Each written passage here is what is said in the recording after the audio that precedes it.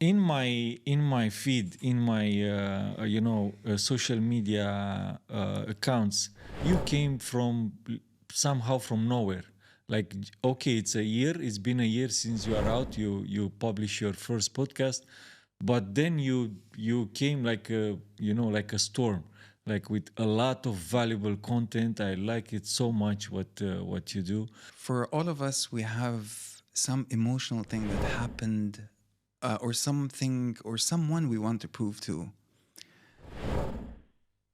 I had a father that was that's no more. I grew up with my father, and I think for me, all of my life, definitely my childhood, was trying to prove to my father that I'm number one. I grew up in a Yeah. family with 4 brothers and a sister, and every day we'd have a fight, physical fight, and then I think all of it in the end was to prove that you are the that you can stand out, that you can do something different. And my father was the ultimate authority at home. My mom wasn't there in the picture, so I always wanted to prove that to him. And I think for me that, when I look back at why I won this, why I tried to win the 100 meter at school, I wanted to become table tennis champion at school. I think to me it all goes back to that wanting to prove something to my father. It's not, for a while I thought it was money. But then you get the money and you realize, no, now I have more. Like, I did a company, I took it to 6 countries, I sold it. And I thought, that would be it. Like, money, if money is the answer, then at that point you should be feeling like, I'm done. But what happened was that the next 3 months was actually more chaos for me, because in my mind, I lost identity. You build something for 8 years and then you sell it, and now you're no more Mahmoud under 500. You're only Mahmoud. So what is it then that drives you? And when I start looking at myself, I think there's this hunger to just want to build something, to build a system that other people can use to prove. But then when I look and I think that hunger, that emotional hunger, it has to tie back to some story. So for me, I wish my father was around. It would be, for me just to have a conversation with him and for him to see. I think that's kind of what drives me. I'm sure he can see you in this position right now, and he's very happy with what you have achieved. I want to ask you, because you are a guy that have seen everything, like building from scratch and going with your business in 6 countries and then exit. What do you think is where do you put more weight in business, mindset or the execution? It's Like is the technique or is the attitude? you know, I think that the technique can be learned very, very fast. But the mindset to do the boring thing in ambiguity every day, knowing that it aligns in a quarter, it doesn't align in a day. In a day, you might feel bad. But to put those emotions aside, to have the discipline to do it, it can be, for example, I want to play paddle. I want to become good at paddle. You go and you play with a few friends, and by chance, you hit one good shot. That's how it starts, right? Someone notices, hey, that was nice. And now you excel at things you're good at. And when someone else validates you, you take a step forward. So then that's the drive to learn. So then how do you learn? Do you go and learn from a book or online? You might learn the rules online. But what actually gets you to move forward is you committing every day. I will wake up, I will go play paddle, I will try to find a group, I'll download an app, find some friends that play, join a community. And that applies to everything, to building a business, I think the hard thing is the mental discipline to wake up and to stick to your plan, even though at the minute it might not feel like you need to do it. And I know it's the most boring thing to say. My dad used to say to me, wake up at a certain time, you need to sleep at this time, you need to do things and as a child, I always loved to rebel and to say, he's not cool. Easiest way for me to dismiss. But the truth is, when I look back now and look at everything, that's I've done, I look at it was the discipline to not give up at the time that other people maybe would have given up or expected you to give up. And that's the kind of discipline we have in our daily habits. And I think it's just about taking more of a long-term view. I was watching very interesting. I was watching a very interesting conversation. They had Jeff Bezos on a talking, and he said, people see us and they see us in a meeting and they think we're talking about what the next quarter results are going to be. He said that's not true. He said we spend a lot of our time in the future. We discuss what's going to happen in a future quarter, and down the line in a few years. The next quarter was discussed last year in meeting, yeah. And when I look at, I also sit on the board of a 75-year-old contracting company. What makes this different than any startup I've run is that in this one, there's legacy. So there's legacy and there's change. And when you want to make change in a startup, there's no history. When it's a legacy company, you always have friction because you need to create a board, and things are, for a change to happen, as a board member, I might impact it 2 years down the line. And that's just strategy, because not everyone on the table thinks in the same way. There's, I don't know why I think this is relevant, but when it comes to discipline, to run such a thing, the question is, do you have the discipline to manage structure and push emotion out of the way? And if you can do that in your life, you can achieve anything you want. So if Jeff Bezos is planning in the future, if I'm just someone that sees something like that and try to implement it. And I think for all of us to get to, how did I learn this? This is actually a learning that came to me when I was a child. I remember I went to I used to have a sports teacher at school. And Mr. Lawless, well, now he's there. I hope he listens to this. One day I go to him and say, Mr. Lawless, I want to win the 100-meter running race.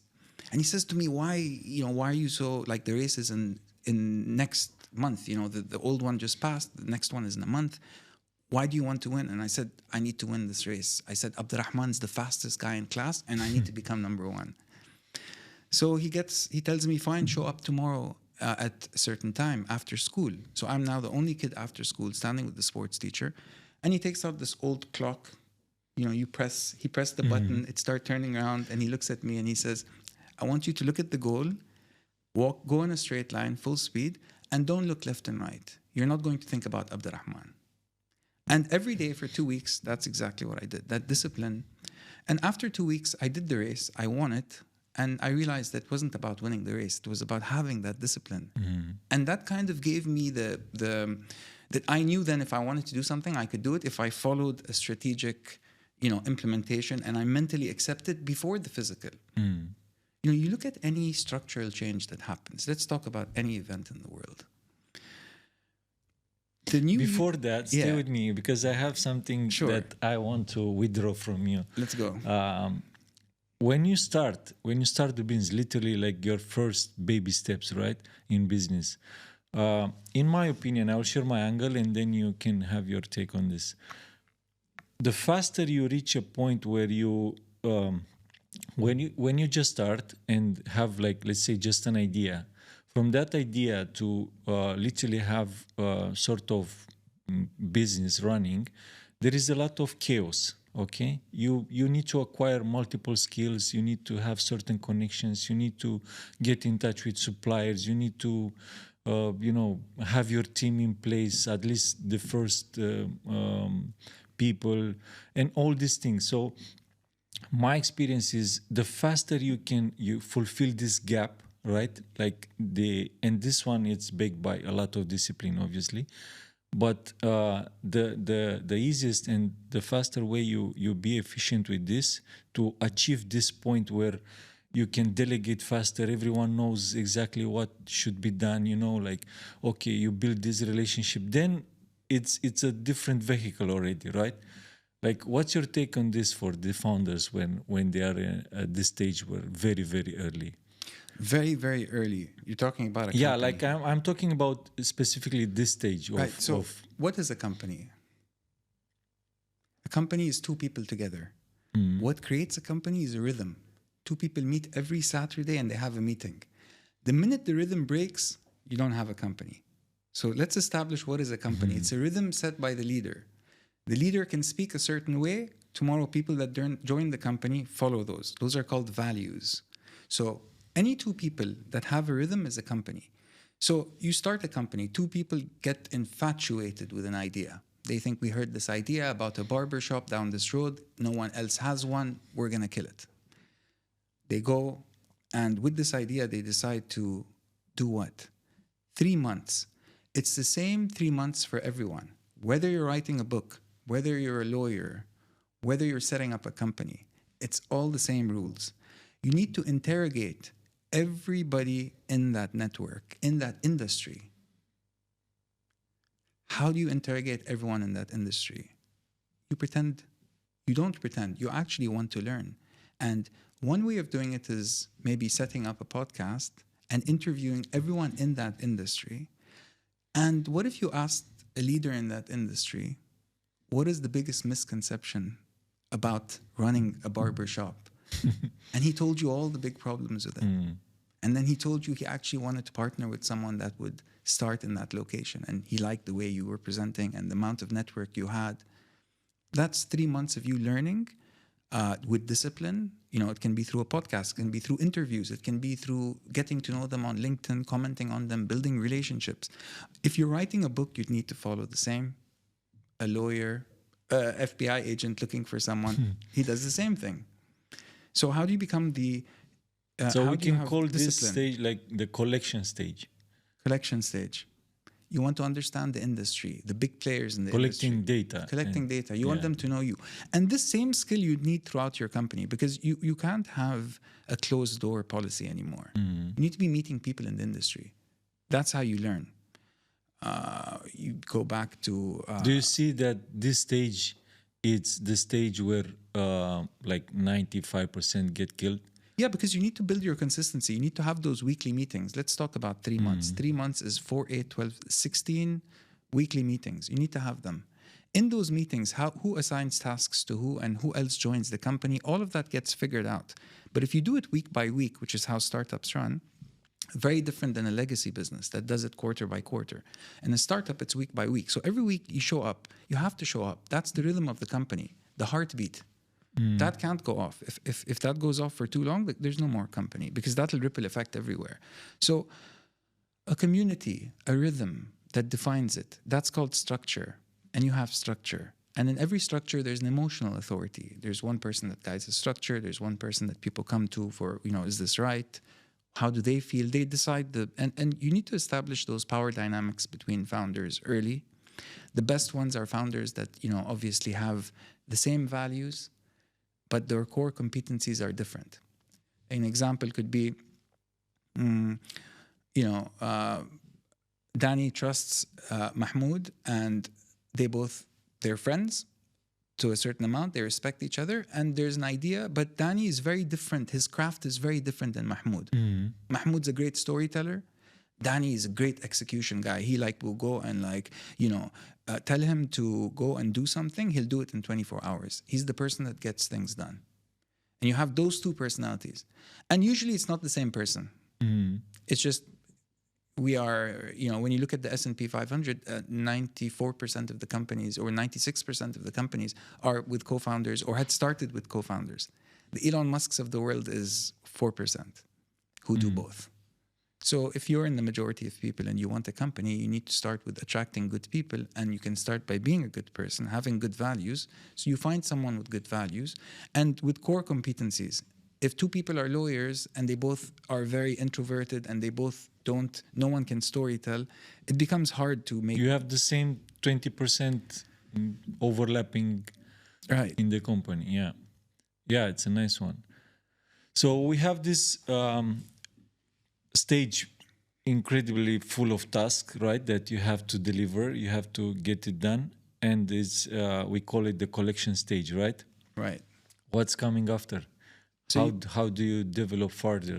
Right. So I want to have like a master class in business, right? Because you build it from scratch. So who else can talk better than this?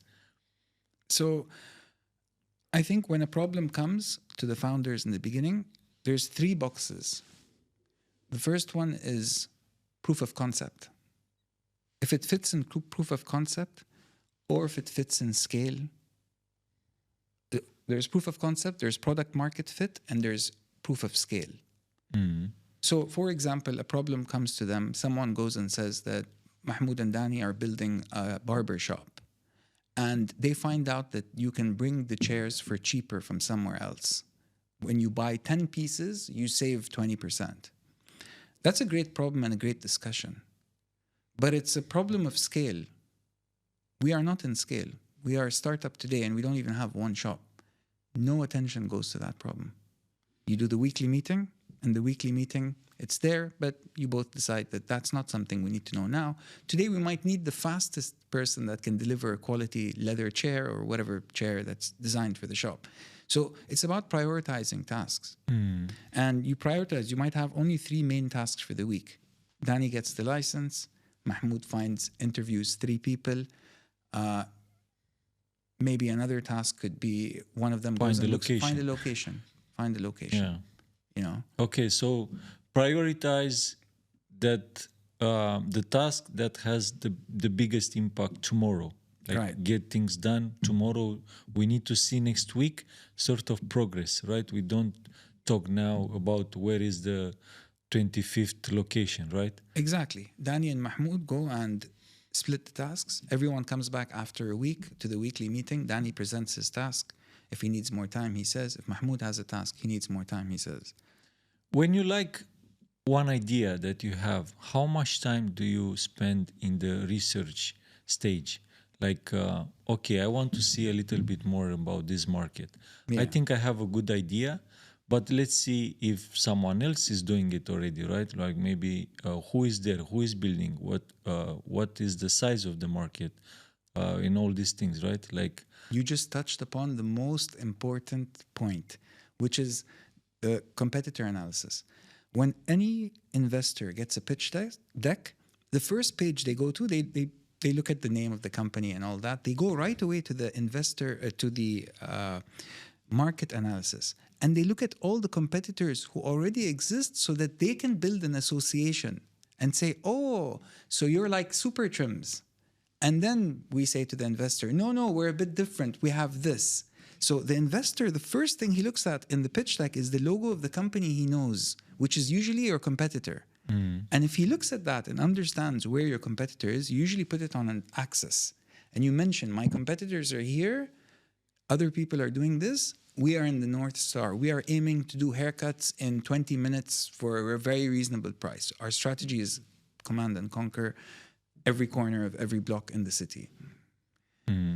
And I think that usually a big vision is what really gets people excited. But for you to start, you need to start with your competitor analysis. It's the same for 3 months. That's actually the 3 months, the most important one. The first competitor analysis that you do, and you interview everyone in the market and you find out where are the gaps, why are they not doing this?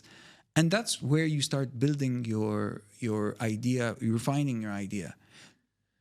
if everything looks good to you, how much percentage, if I can call it like that, are you considering enough to start?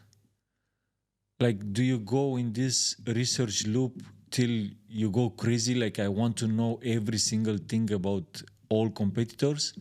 Or at certain point you go like, okay, maybe there is something that I don't know yet, but with what I have, I'm confident that I can start. Timing is business. everything. Timing is the most important thing. So I would take a step back and look at the industry and think about what you want to change. You take one step back, look at the full industry. What is the problem with haircuts? They take too long. What if there was a technology to solve it, to give you exactly what you're looking for in a shorter amount of time? So that could be, something that you want to bring to the industry. And that's, I think, the first view you need to have. If you just want to open a barber shop just because your friends told you to open it, you shouldn't be doing it. So my honest answer, if you have a long-term view for an industry and you're thinking about a way to get in and you're doing an analysis to get in, then yes. But if you get stuck in a place where you're doing an analysis, you have too much advice, you don't know where to start because you don't have a vision, your vision is too small, you're not getting enough people to buy into you and to want to work with you because your thinking is limited and they know, fine, this looks like it's not been thought of. But if you are doing that research, which is the tip, but you have the full, you understand what domination looks like, you understand what monopoly looks like, you understand what your competitors look like, You're not thinking, I want to do one shop. Your one shop is your MVP, your minimum viable product. Now your conversation, you can sit with better people, more up, who have done things, who have probably exited a shop and wants to enter your city and is looking for someone to work with them. That could be someone you attract. I'm just saying, the more you know, that market study is super important, but what you think and where the industry you think should go and how big the industry is just as important. And you need to have some change or some vision for the future, a problem that you see that you can fix. Well, this company that you want to build can fix. Is it mandatory to be expert in your field?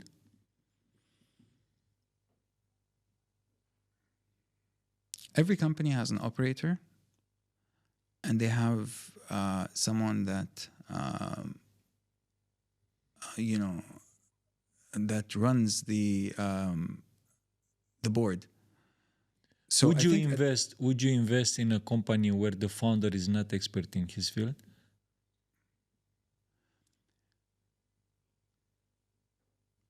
When I started my company, I wasn't an expert in my field. I was a noob. I was working at the bank. This was about 2015. I was working in the bank and I was ordering from meal plans. So subscription, you get your food pre-cooked. Pre-cooked tastes funny after a few hours. I don't know if anyone has tasted salmon after being in a box for 9 hours, but I can guarantee you it's not like cooked. Yeah. So being someone that was an employee in a bank in my 20s, late 20s, thinking, all right, how do I get healthy food? This meal plan is not working for me. So I went to Subway and said, can I franchise your branch and bring it closer to where I live? Because there's no Subway here. Subway said, no, you don't have any experience. I went to another local place that was close to my house and said, can I franchise somewhere else? I want to learn about healthy food and this business. They said no. So after getting rejected twice, I thought, okay, fine. I still want to do healthy food, but how can I get the experience if no one wants to give me a franchise? So I became a franchisee in a non-healthy food brand. Ran it for 1 year. It was called German Doner Kebab. And then gave it back to the franchisor. I was the first franchisee in their system. So I went and convinced the owner to make me the franchisee. And I said I just was going to copy paste everything he did because I didn't want the business risk. I just wanted to learn. And after a year, I went back to him. Yeah. After a year, I gave it to him at break even, got the experience. And break even for him. But for you, it was so much value. So much value. Can you imagine how much? Yeah, beautiful. Amazing. This was a side hustle. I had my full-time job still. And then I got my experience, and then I went and still didn't know how to do the brand. So I went to a branding guy. I said, look, I have kitchen experience. I have the numbers. I know what it's going to look like, but I don't know how to do branding. And the branding person turned out to be a really cool guy. I knew him and from before, but vaguely. And we worked together for 2 months on the project.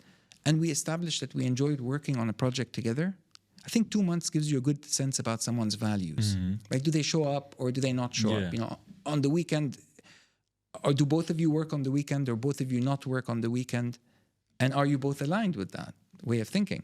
So in my case, I'm workaholic, obviously. I was doing a full-time job and doing this on the side. So I had to do weekends. And he also had an agency and was doing this. And, you know, we both kind of, in a couple of years, got rid of everything else and focused full-time on our vision. And when we started, we established a rhythm, which was, that. And we decided to co-found the company together. I think, I was lucky that the timing of healthy food was at the right time. I think timing is super important. Part of my research project, I had gone interviewed people that had tried and failed as well. And I realized that timing was something important. At the same time, what was happening for us that I call luck, because it's not in my control, was that you had all these delivery aggregators show up. So aggregators might be a complicated word, but something like food delivery apps. Yes. Deliveroo, Talabat. So they started showing up. We started delivering on them, and there was no other healthy food options. The entire chain online. Yeah. You have $50,000 to start with, right? How much do you spend on branding?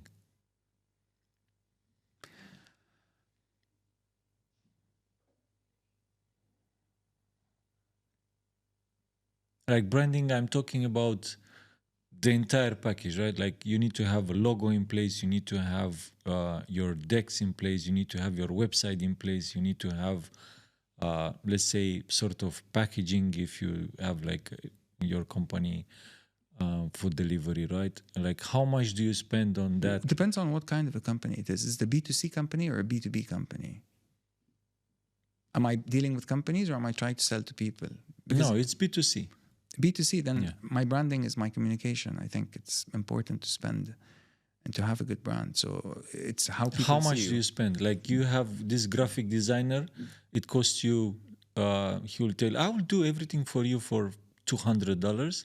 And you have the second guy who is explaining you the entire process of branding development and why you should pay attention to the fonts, to everything.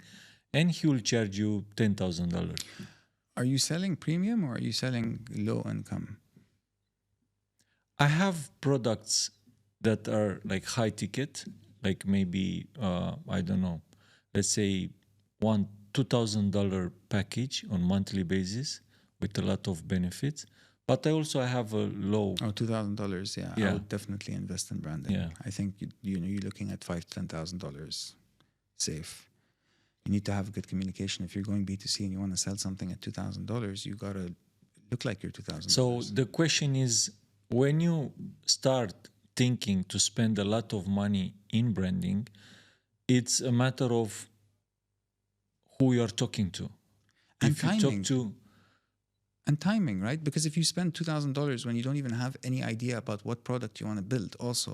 No, let's say you have like, okay, I want to do food delivery. This is my company. I have the name. I have, everything You is need to set. have, that's your Like communication. you need to start spending on, you need to show up, right? So then how much do you spend? Like the question actually is like, how important do you think I is think to have branding, it's super important. it's everything aligned, or you just go, okay, look, pay someone on Fiverr, create me a logo. I just want to start, then I will see. you know what I realized with the Fiverr stuff is that the problem with the people on Fiverr is that they don't understand how things work locally. And a logo starts in a place, and a company starts in a place and a time.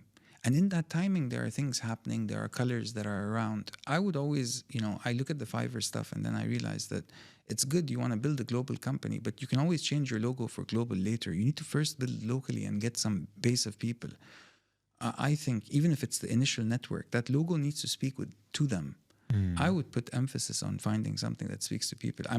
Because it's not my strong skill, I pay someone else to do it, or I co-found with someone that has that as their main. They are creative, and a job is doing a logo. A brain, someone that's in design or someone that's creative has a way of thinking in creative way. So they see in colors. They taste in different way. I see numbers. I see frameworks. For me, I look at, I'm a very logical person. So I would pay a good price for branding. I don't know how much it costs, but I would definitely B2C company selling products, $2,000. I would invest in branding because that's kind of how I stand out, right? I would do that. I would invest in my personal brand. I think people believe in people more than they believe in a logo. When you analyze competitors, what's your first thing that you look at? So I was a judge on a panel so there's a company called Gulf Business, and Gulf Business, they give awards to the top companies in the UAE. So they got me as a judge to their program, and they said, "Tell us what you think. Here are all the companies and the categories." So for me, then I had to answer, and some of these companies had a lot of their employees fill votes. So one thing is votes. How many people in this company love their leader? The second one was the personal brand of the leader himself. And this is the one I really focused on. For me, I think people follow people. They follow leaders. And if I'm looking at someone's personal brand in the last 3 years and it's skyrocketing, I would rather give an award to someone that's going to grow, because then you can always tag that. But if you're going to give it to someone that's a company that, yes, it dominates today, but the personal brand of the guy doesn't grow, he's not interested. He's not showing up anymore. LinkedIn doesn't have a profile picture. You know, it doesn't show up anywhere. I would look at the startup with the guy who's going full speed because he's looking in that direction. And fortune favors the bold. Putting yourself out there is not easy.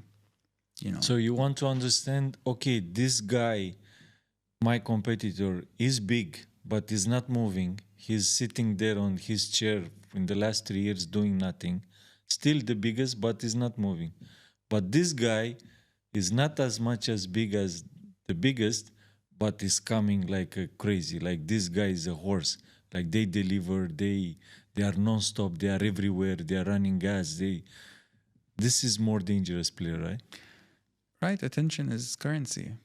Today in 2025, attention is currency. The person that has attention has currency. The person that doesn't have attention is, you know, especially with social media and with all these tools to enhance your brand. I find it, you know, you can just be an operations guy.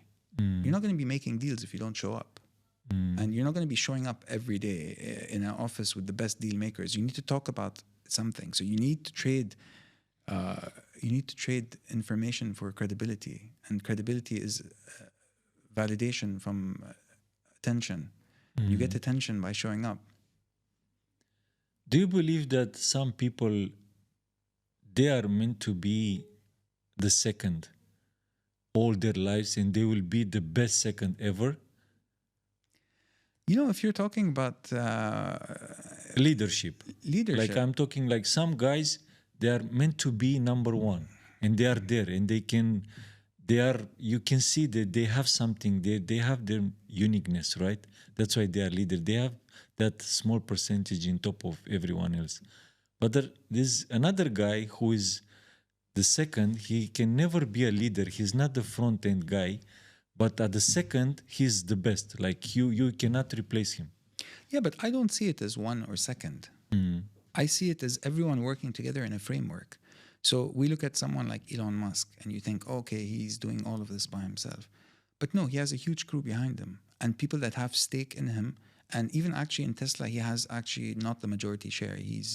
There are people that have, there are investors with him. Yeah, and all of them, they have less than 20%. But yeah, and they are all they are all investors. So, but they are not in the front. Some are supporting as investors. Some are supporting as the key guy behind him. Some is, every podcast has someone in the back, an editor that does a lot, right? But that guy is not necessarily number two. I see it as just he prefers to be in the back. You know, I actually respect people a lot that know what they like to do. I one day was a branch manager in a bank, Jumeirah Beach Road, beautiful branch, biggest branch there. It was a bank here, biggest bank. I wouldn't say the name. I sat there in my office and I had a big problem. My sales were doing amazing. We had people come in and we would meet them, but my operations had a vacancy and I need to hire an operations person. So I sit with different people and the first person I sit with says, I'm good at everything.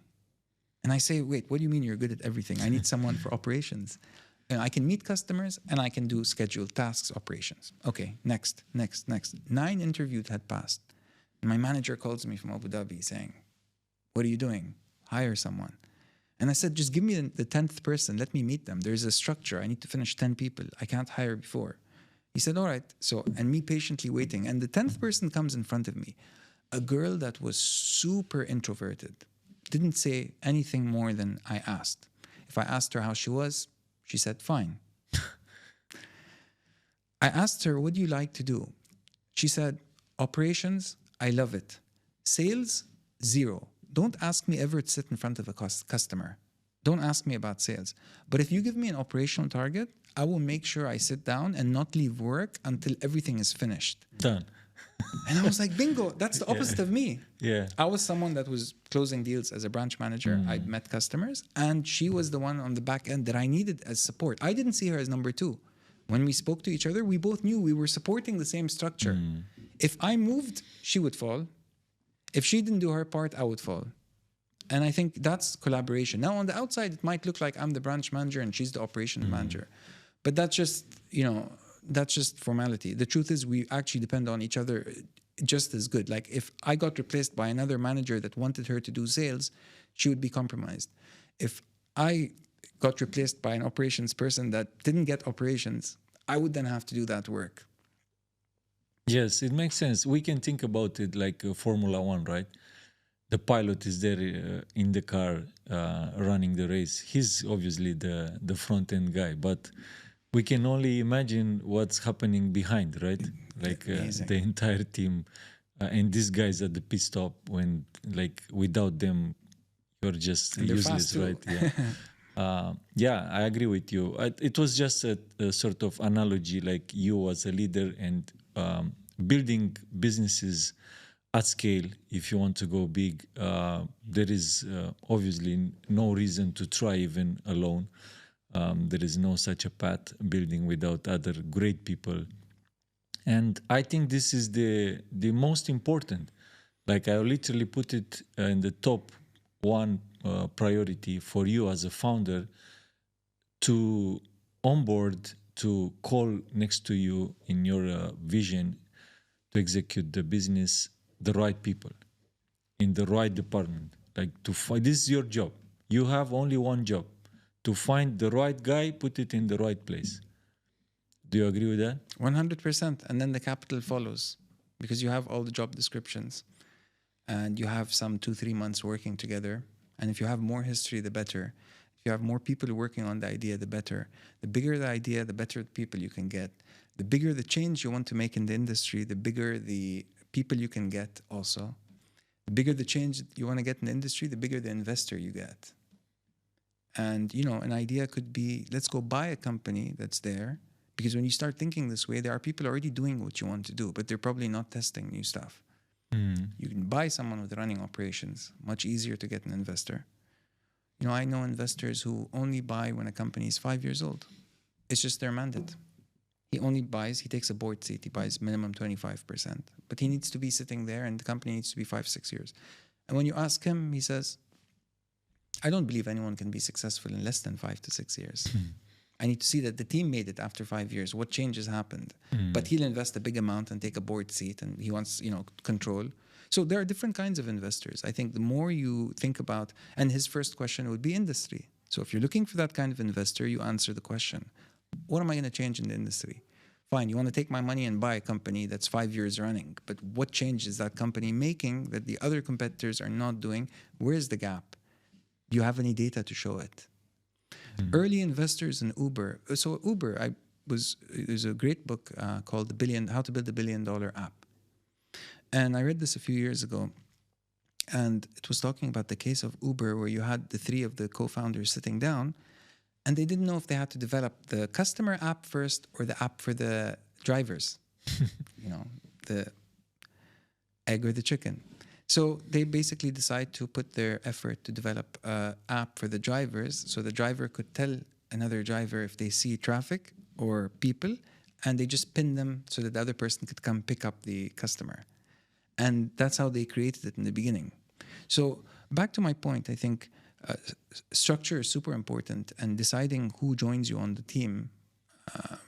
You know, being a co-founder, I think, is very different than being an investor. If you can take the money from someone and you don't want them, then they're an investor.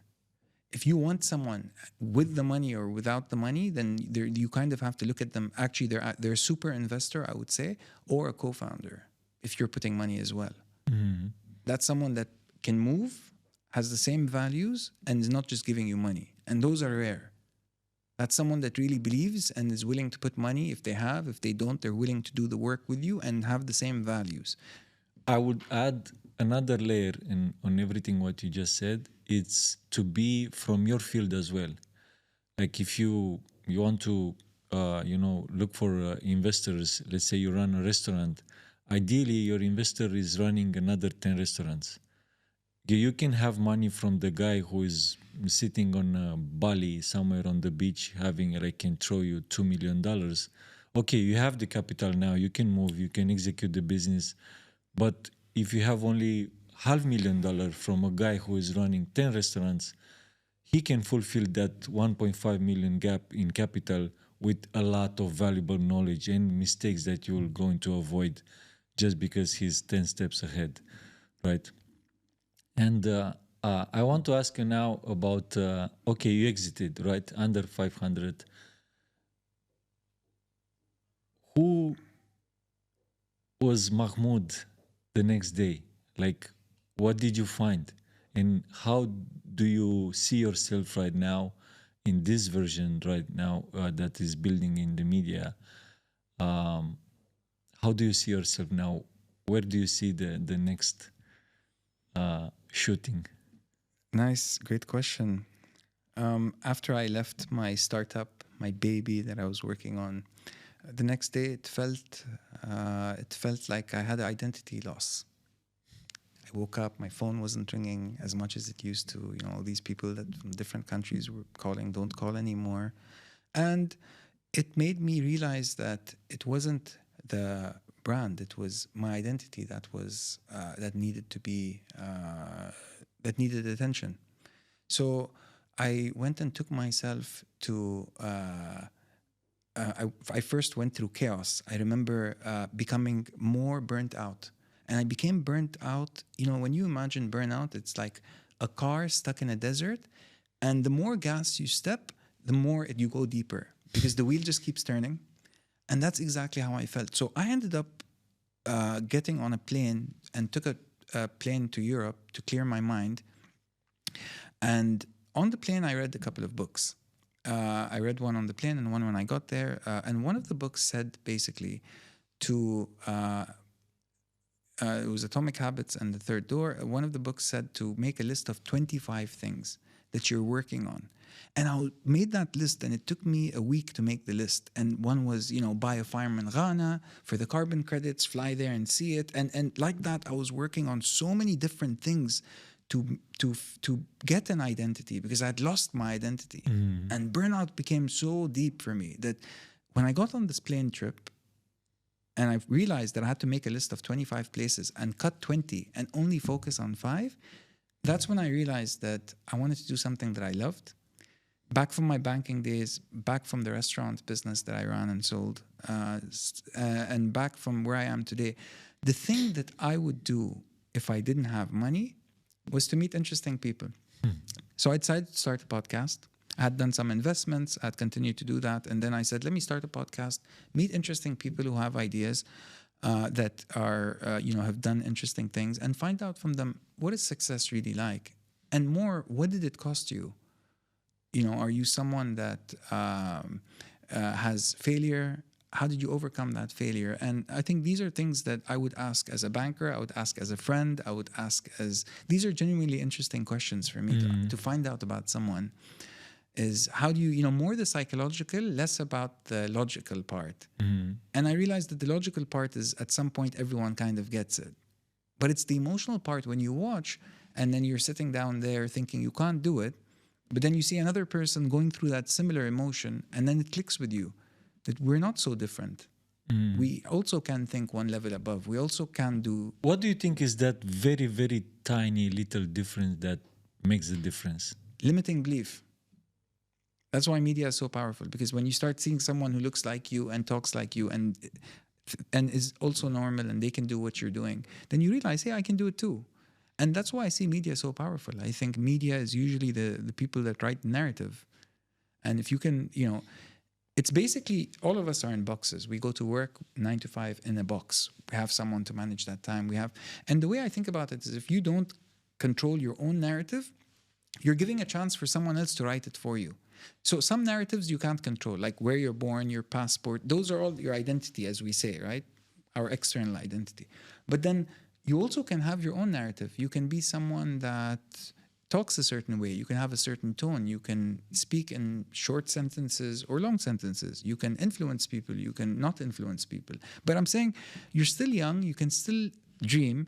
And when you look at the media, you create that narrative. So for me, when I sit with someone on a podcast and I ask them those questions, it's about bridging that gap. So the person there doesn't feel that they have limiting beliefs. It goes away. It's like it becomes relative. When I start seeing, they say you are the product of the 5 people you surround yourself with. What if I surround myself with 5 really good podcast hosts and I listen to their content and the questions they ask and I learn from them? And soon I'll realize all the people that are around me also start to change because my topics become boring for the person I'm talking to. They say I always talk about business, or they say I always talk about football. But I'm watching a soccer podcast. I love soccer players. Soon your friends start becoming those people. You might end up sitting with a soccer player at some point if you know. I always believe the structural change happens before and it goes back to, running a legacy family business. When you see family and emotions of people, then you realize that structural change always happens after emotional change. There's a point in every meeting where power transfers, where something happens, where an emotion changes. If you pay attention to that pattern recognition, that's much more beneficial than the structural part. The structural part is in the books. You can learn it from people.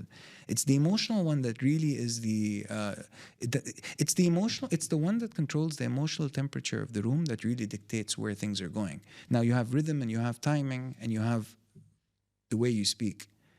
I believe that every single person in this world has 2 lives. And the second one starts when you realize there is only one. And that one starts when you understand that your limited beliefs are not yours. And then you go like, oh, this is not me. Like, okay, I'm going in this direction all the time, but this is not me. This is not who I am. Why did I reacted like that? And then you can literally start an unbelievable journey from there. You said a very powerful word there. Don't react. Jensen Huang, the CEO of NVIDIA, the most highest value company in the world today, he said the most important quality you can have is to not react. Because if you become in a reactive state and everything around you is a trigger, there's everyone else controlling you through your emotions. But imagine you had a 3-month plan and a 1-week plan, and you stop reacting and you're following your plan. You need to call 10 people, you call 10 people. You need to call 5 people, you call 5 people. You need to visit, you need to do, you need to execute. And I think the less reactive you become, someone sends you a message, why do you need to reply right away? What if you took 2 days and you thought about it and you replied? And what if that person said something negative and they got you to reply faster? Now you're replying less than 2 minutes. You're arguing with someone. What if you removed yourself from the reactive state? What if you understood it structurally and emotionally? What does this person want from me? Okay, I want to keep in touch. What do I want from this? Who am I in this? Do I even want this person in my life that's bothering me with messages all the time that I'm reacting to? So it's not about the other person.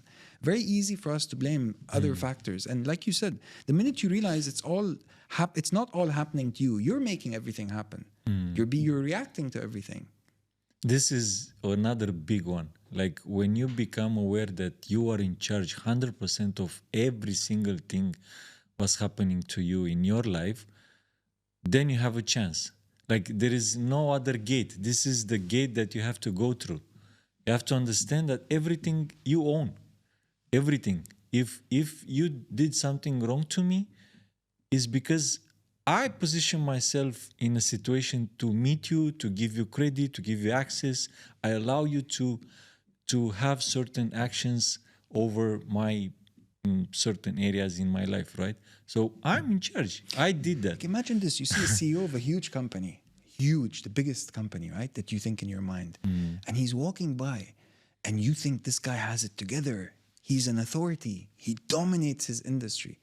But then you see some person next to him saying something, a fool perhaps, and this person reacts to them. What do you think about 2 fools arguing?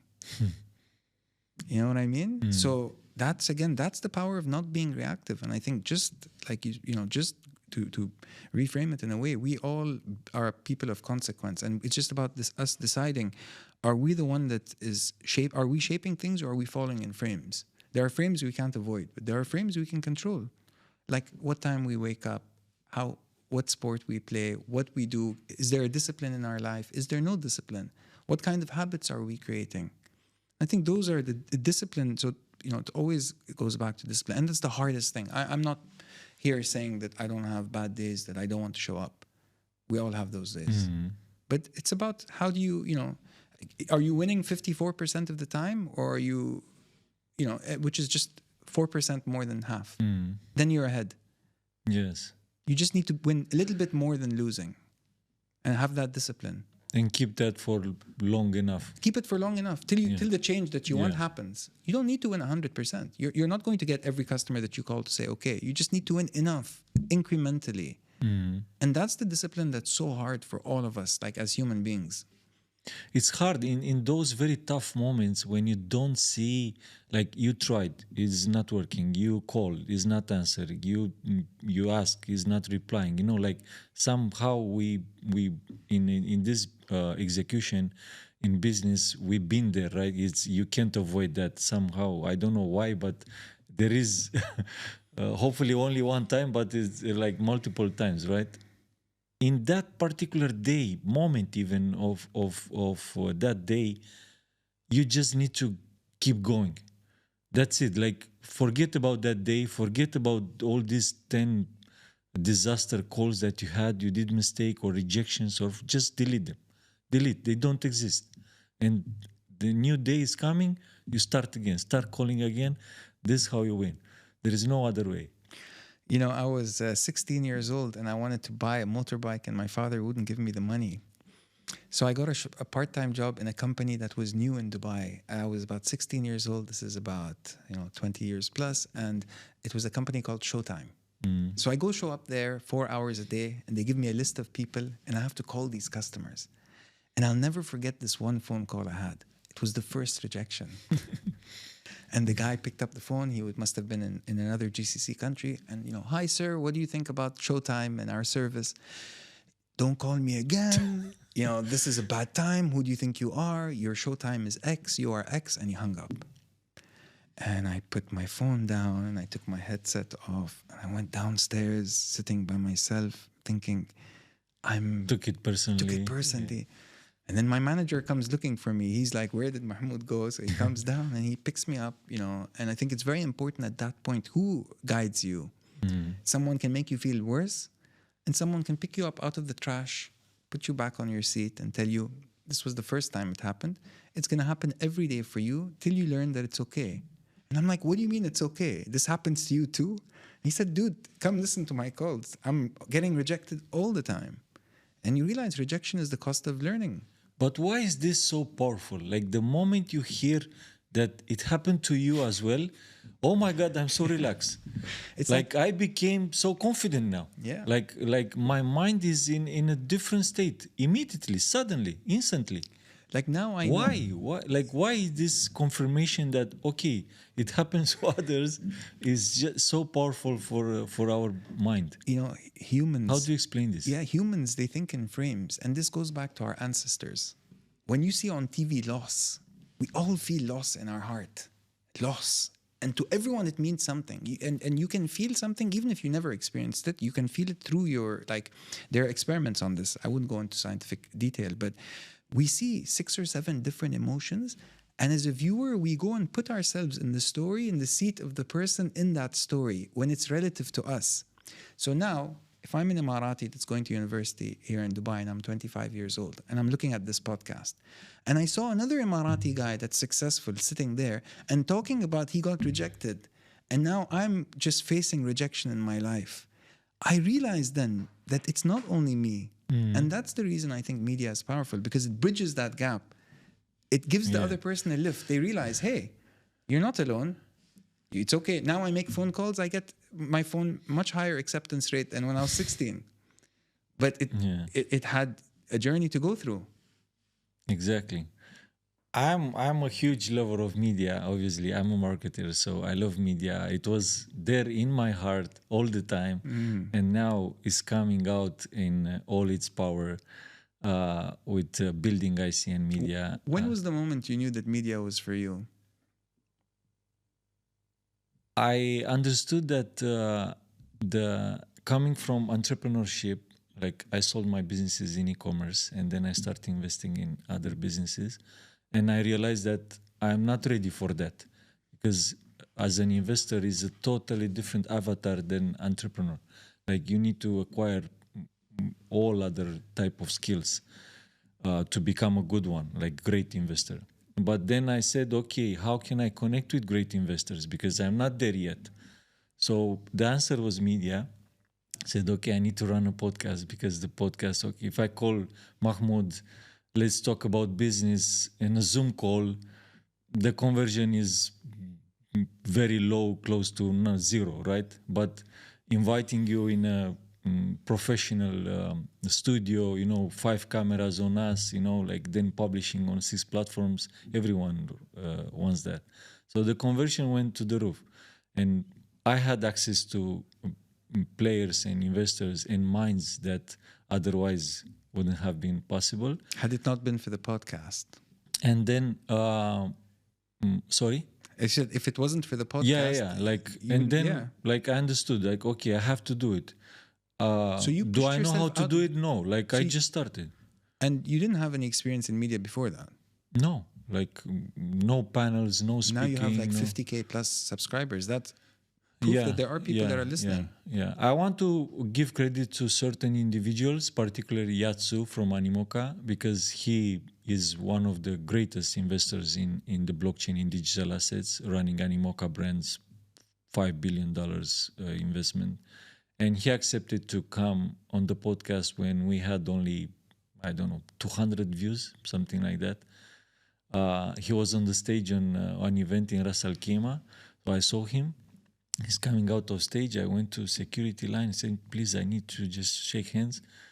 And then I like suddenly like that, I put my hand, say, hey, Yata, I'm Danny. I'm doing 1, 2, 3. Please come on my show. Like, Right. yeah, and he accepted. He's like super humble guy, amazing. And he brought the channel to 1,000 of views, and he came the second time, brought the channel to tens of thousands. So somehow he's the guy who had the biggest input. But again, of course, all other guests appreciate, and I'm grateful for it. But allowed me to connect, allowed me to access their minds, allowed me to understand the industry better, allowed me to have access. Because based on that, then I start receiving emails and calls. You are invited here, you are invited there, you are invited there.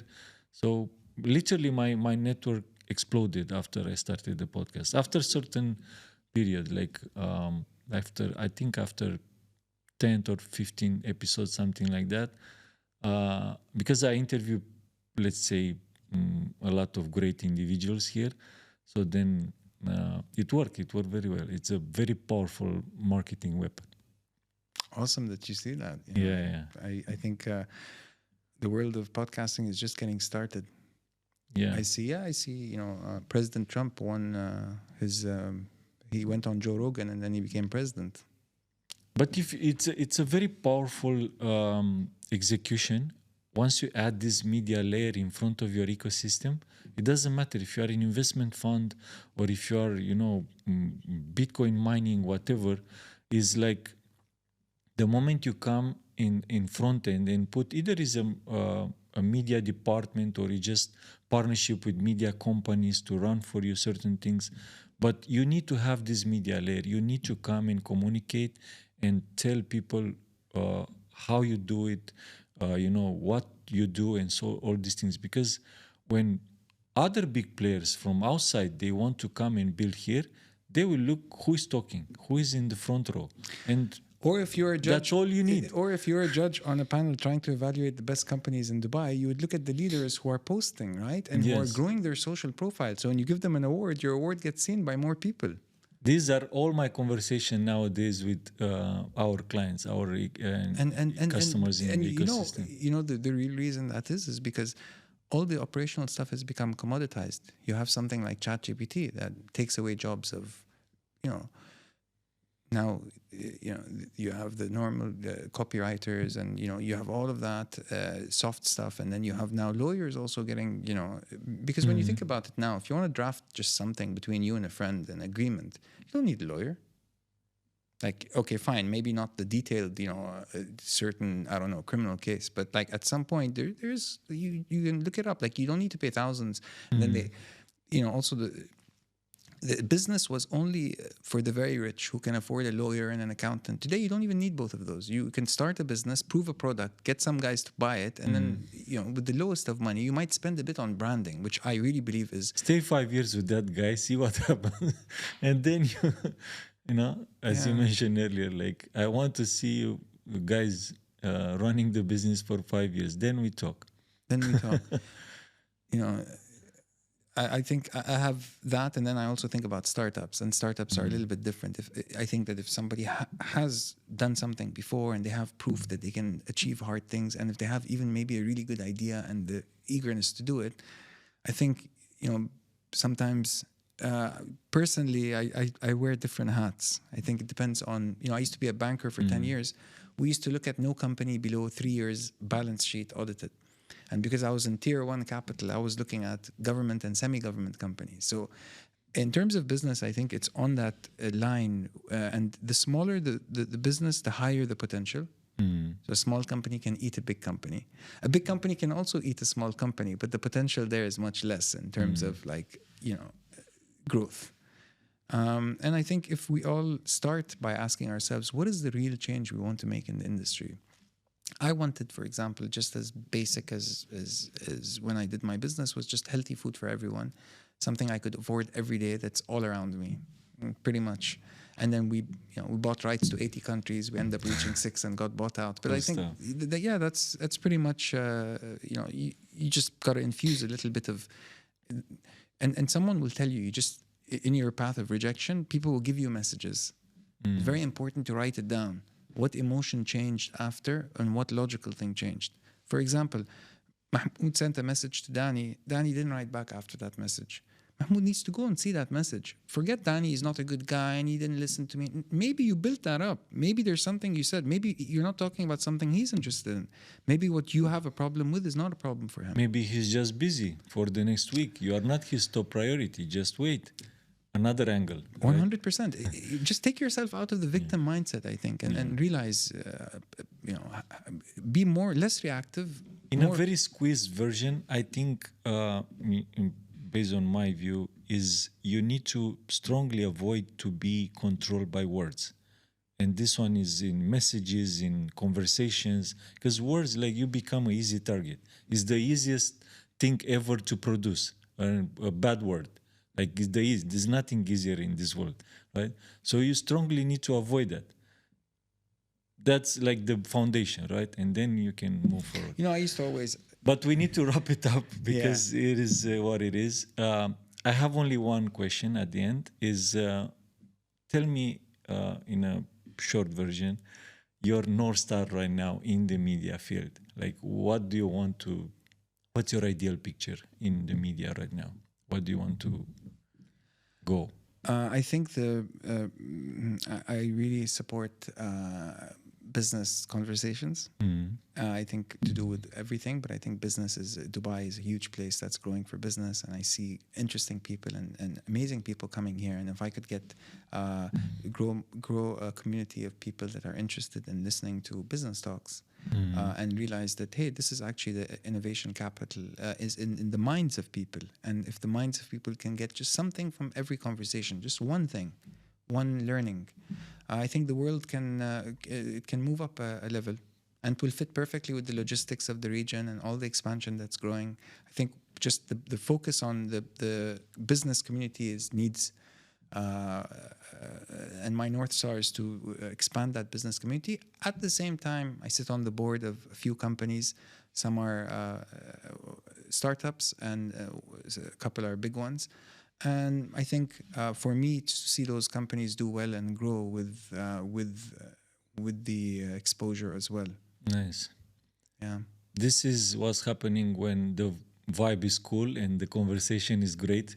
I didn't have even one question about UAE and Dubai, you being local. Yeah. So but we'll keep it open for the part 2. Yeah, let's see when that it will happen, but it's there. Look, we're sitting in Dubai. We're safe in Dubai. Our families are safe in Dubai. Yeah. I've been in Dubai for 41 years. Gave away that I was here when the Sheikh Zayed Road had 2 lanes. Today you have 9 lanes on each side, fully packed. And I think the city is transformed. And the beautiful thing is when you are in a place where you see a building show up here, a metro show up there, you realize that that dream that you have, you can make it happen too. It's not so far away. Be part of the dream. You be part of it, right? You are Yeah. a part of it. We are making history now, sitting and recording in Dubai, being in a safe place and talking about it. I think. agree with you. Yeah. I love Dubai so much. Okay. Thank you so much for having me on the show. Appreciate your presence, and I want to see you building great things. And thank you very much for staying with us till the end.